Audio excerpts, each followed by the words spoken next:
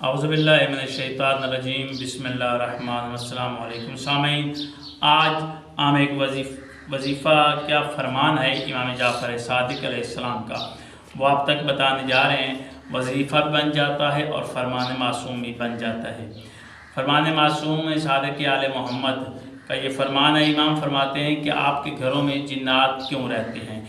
यानी कि लोग कहते हैं कि हमारे घर में जिन्नात हैं, हमारे घर में चुड़ैलें वगैरह इस तरह के जो होता है दुनियावी तरीक़ाकार होता है, लेकिन मैं ये नहीं मानता जिन्नात का हो सकता है, बाकी जो चीज़ें हैं उनका असर नहीं होता।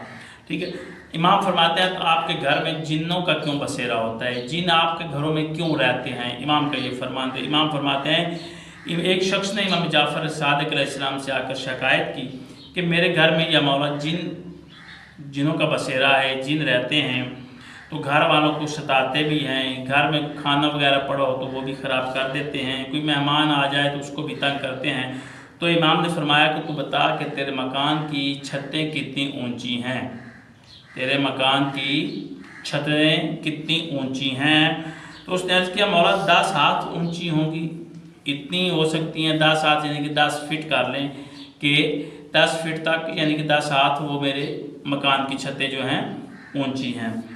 तो इमाम ने फरमाया अपने घर की दीवारों को 2-2 हाथ कम कर दो, यानी कि ज़्यादा ऊंची छतें न ले जाओ, उनको कम ऊंचा रखो और उस पर आयतल कुर्सी लिख दो, और उस पर आयतल कुर्सी लिख दो, क्योंकि जो मकान 8 हाथ से ज़्यादा ऊंचा होता है उसमें जिन बसेरा कर लेते हैं। यानी कि जो मकान ज़्यादा ऊंचे लोग बताते हैं, जो मकान की छतें होती हैं कमरों को बहुत ऊंची ले जाते हैं, उनमें इमाम फरमाते हैं कि जिनों का बसेरा हो जाता है।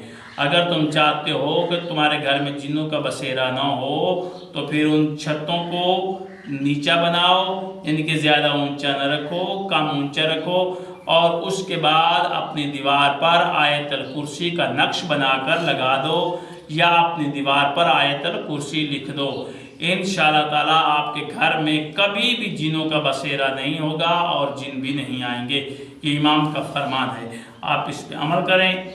अल्लाह ताला इंशाअल्लाह अल्लाह की रहमतें आपके घरों पर नाज़िल होंगी। अल्लाह हाफ़िज़।